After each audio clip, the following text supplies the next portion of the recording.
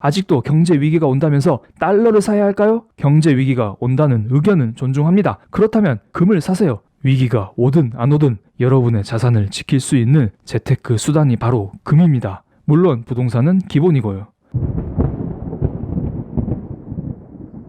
구독자 여러분, 안녕하세요. 드디어 10월 연준회의가 끝났습니다. 많은 사람들의 예상대로 파월 연준 의장은 0.25% 기준금리 인하를 발표했습니다. 연준회의에 대해 리뷰하기 전에 같은 날 두 가지 주요 경제지표가 발표됐습니다. 가볍게 체크하고 넘어가겠습니다. 첫 번째로 미국의 3분기 GDP 성장률이 발표됐습니다. 최근 4년간 미국의 분기 GDP 성장률은 한 차례를 제외하고 매번 2%를 넘었습니다. 그런데 이번에 1.9% 성장률, 즉 1%대 성장률을 기록하면서 경기 침체에 대한 우려를 키웠습니다. 그동안 미중 무역 전쟁으로 미국의 제조업이 위축되고 있고 최근 들어 미국의 GDP에서 차지하는 제조업의 비중이 11%로 72년 만에 최저치를 기록했다는 뉴스도 나왔습니다. 이런 악재를 모두 고려하여 시장에서는 3분기 GDP 성장률을 1.6%로 잡았었는데 소비 관련 경제지표가 좋게 나오면서 예상치를 상회한 1.9% 성장률을 기록했습니다. 이날 GDP와 함께 발표된 미국의 3분기 개인 소비 지출은 전년 동기 대비 2.9% 증가하면서 시장 예상치인 2.6%를 상회했습니다. 개인 소비 지출은 박스권 내에서 꾸준히 견고한 모습을 보여주고 있습니다. 또한 주택 경기를 대변하는 거주용 투자는 2분기에 3% 감소했었지만 3분기에는 5.1% 늘었습니다. 최근 들어 제가 미국 주택 관련 경제지표도 꾸준히 공유드리고 있습니다. 미국 주택 가격은 우상향 중입니다. 당연히 한국 부동산 시장에도 긍정적으로 작용할 거라 봅니다. 부동산 아직 걱정할 자리는 아니라고 봅니다. 두 번째로 체크할 경제지표는 비농업 부문 민간 고용 건수입니다. 매월 첫째 주 금요일 미국 노동부의 고용 보고서가 발표되기 전에 ADP사는 비농업 부문 민간 고용 건수를 발표합니다. 10월에는 예상치인 11만 건 증가를 상회한 12만 5천 건 증가를 보여주면서 시장을 안심시켰습니다. 여기에서 하나 말씀드릴 게 있습니다. 항상 어떤 경제지표가 발표되기 전에 시장 예상치를 기준으로 이를 상회하는지 부합하는지 미달하는지를 평가합니다. 이번 GDP와 신규 고용 건수는 모두 시장의 예상치를 상회했습니다. 그렇다고 이게 무조건 호재가 될 수는 없습니다. 지금 미국의 GDP는 2분기 연속으로 감소하고 있습니다. 그리고 신규 고용 건수도 최근 들어 10만 건 부근에서 맴돌고 있습니다. 시장에서 아무리 전망치를 낮게 잡고 이를 상회하는 실적이 발표된다 하더라도 이렇게 부진한 경제지표가 지속되면 시장에서는 결국 악재로 인식하게 될 겁니다. 그래서 우리는 앞으로 미국의 GDP 성장률이 다시 상승하는지 그리고 미국의 고용 건수가 다시 증가하는지를 체크해야 할 거라 봅니다. 금리 인하의 효과가 시장에 바로 나타나기에는 어렵기 때문에 개인적으로 GDP와 고용 건수가 반등하기에는 상당한 시간이 소요될 것으로 보입니다. 그리고 3분기 때 예상보다 호조를 보인 GDP 성장률의 대부분이 재고와 정부 지출과 같은 일시적 요인이 크기 때문에 미국 경기 둔화는 완만하게 나타날 가능성이 큽니다. 이제 본론으로 들어가겠습니다. 현지 시각으로 10월 30일 파월 연준 의장은 0.25% 기준금리 인하를 발표했습니다. 이는 시장 예상치에 부합하는 수치로서 여기까지는 큰 문제가 없었습니다. 다들 아시다시피 실제로 금리를 내리냐 올리냐 이것보다는 이어지는 파월 연준 의장의 기자회견이 매우 중요합니다. 이 자리를 통해 앞으로 기준금리의 방향성이 정해지기 때문입니다.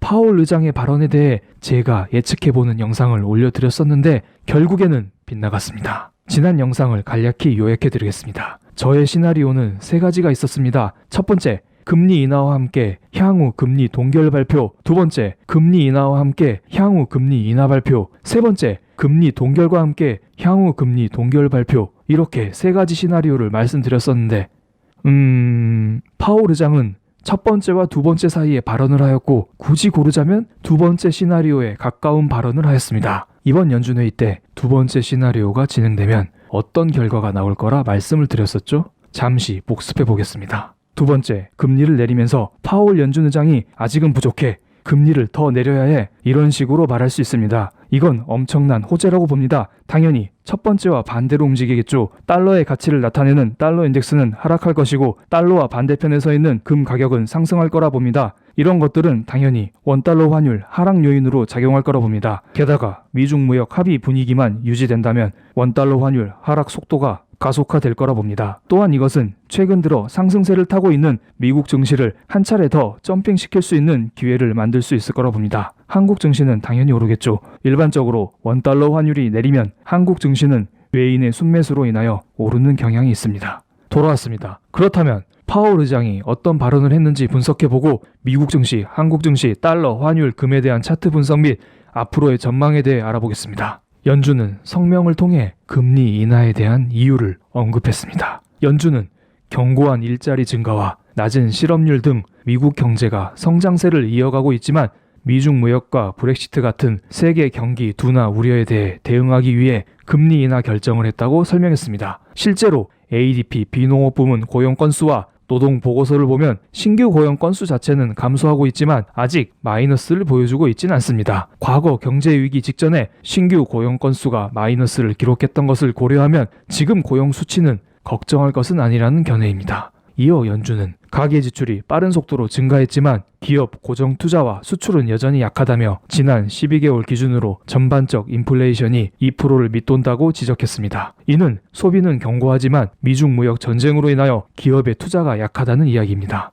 실제로 지난 2분기 때에는 기업의 고정 투자가 1% 감소, 3분기 때에는 3% 감소하면서 지속적으로 GDP 성장률을 깎아먹고 있습니다. 또한 일반적으로 연준은 2% 물가 상승률을 타겟으로 금리를 결정합니다. 물가 상승률이 2% 미만이면 금리를 내리면서 시중에 화폐를 유통시키고 물가 상승률이 2% 이상이면 반대로 금리를 올리면서 시중 통화량을 감소시킵니다. 이렇게 함으로써 연준은 2% 물가 상승률을 항상 유지시키고 있습니다. 그런데 최근 1.7% 수준의 물가 상승률을 보여줌으로써 금리 인하에 대한 필요성이 더 커지고 있다는 견해로 보입니다. 마지막으로 연준은 기존의 확장세 유지를 위해 적절히 행동할 것이라는 문구를 삭제하면서 추가적인 금리 인하에 대한 가능성을 제거하였습니다. 대신 금리 목표 범위의 적절한 경로를 판단해 가겠다라는 문장으로 대체했습니다. 이 말은 앞으로 금리 인하는 없겠지만 이번을 포함하면 금리를 3차례나 내렸으니 금리 인하의 효과가 나타나는지 안 나타나는지 체크해 보겠다라는 식으로 들립니다. 여기까지만 들으면 파월 의장이 앞으로 금리를 내릴 가능성은 거의 없어 보입니다. 그런데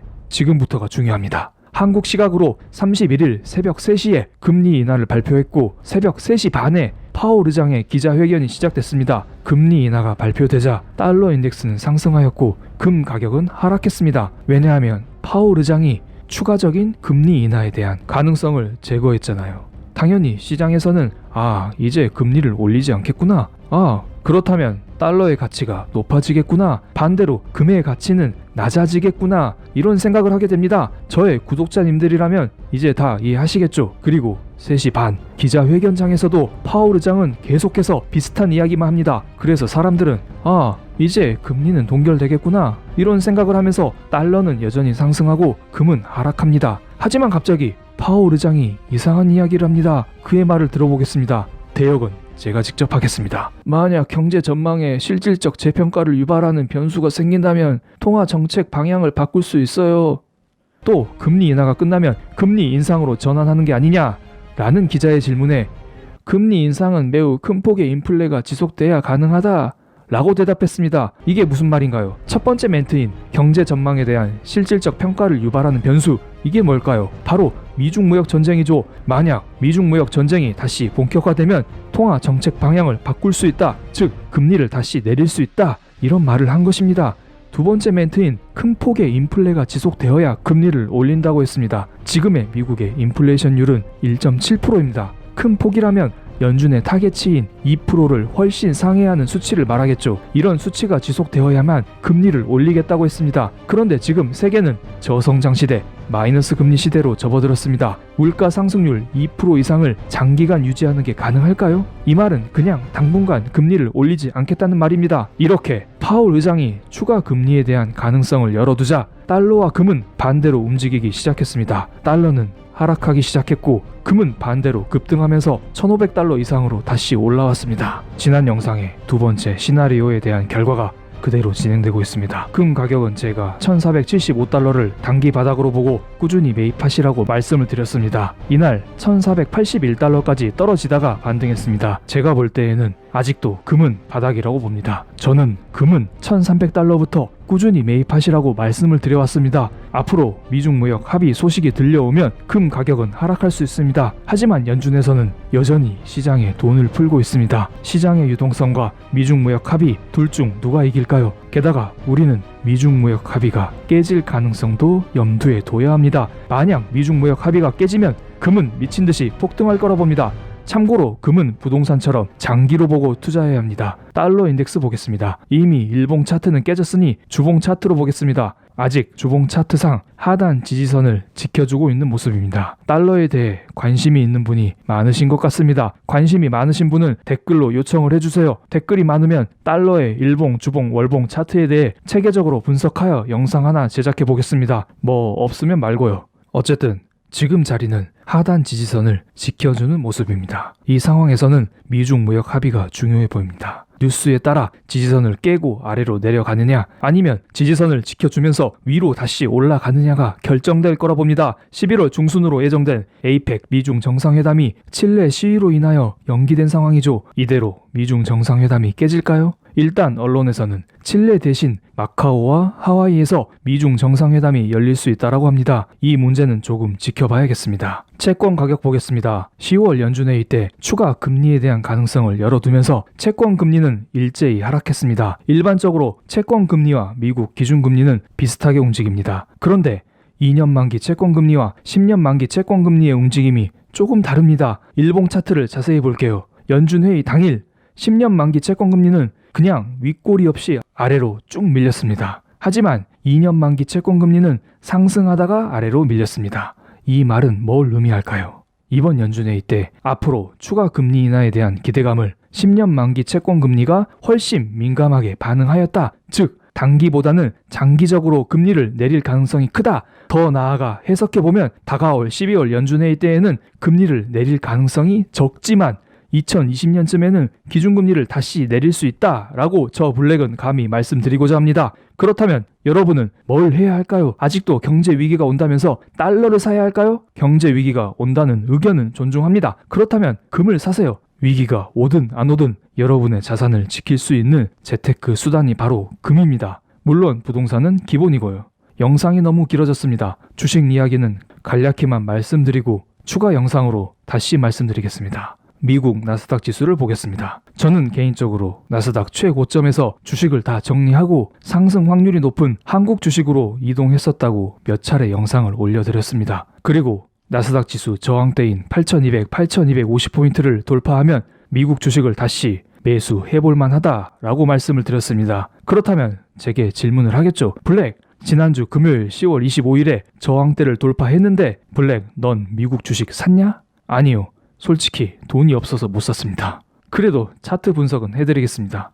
개인적으로 7월 고점에서 모두 매도했을 때에는 미중 무역 전쟁이 심화되면서 나스닥 7300포인트까지 떨어질 거라 예상을 했었죠. 제가 틀렸습니다. 인정합니다. 변명이라 생각하실 수 있겠지만 저는 늘 말씀을 드려왔습니다. 금과 부동산은 장기로 보고 묵히는 게 맞지만 주식은 항상 뉴스와 차트를 보고 대응하는 게 필수입니다. 어쨌든 최근 들어 미중 무역 합의와 함께 증시 분위기는 반전됐습니다. 나스닥 지수는 지난주에 이미 제가 설정해 놓은 저항대를 돌파했고 S&P 500 지수는 신고가를 경신했습니다. 앞으로 미중 무역 협상이 지속된다면 당분간 우상향을 이어갈 거라 봅니다. 만약에 지난주에 저항대인 8250포인트를 돌파할 때 매수하신 분이라면 좀 더 느긋하게 보셔도 될 거라 봅니다. 이제 전고점이 8340포인트에 형성되어 있습니다. 이 자리는 7월 말에 한 번, 10월 말에 한 번 맞고 떨어졌습니다. 이번에 세 번째 돌파를 시도할 가능성이 크겠네요. 딱히 악재만 없다면 무난하게 돌파할 거라는 생각이 듭니다. 그렇게 된다면 이제 주가는 신의 영역이겠죠. 이번 영상 마치겠습니다. 미국 증시에 대한 추가적인 설명과 한국 증시에 대한 내용은 바로 다시 인사를 드리겠습니다. 감사합니다.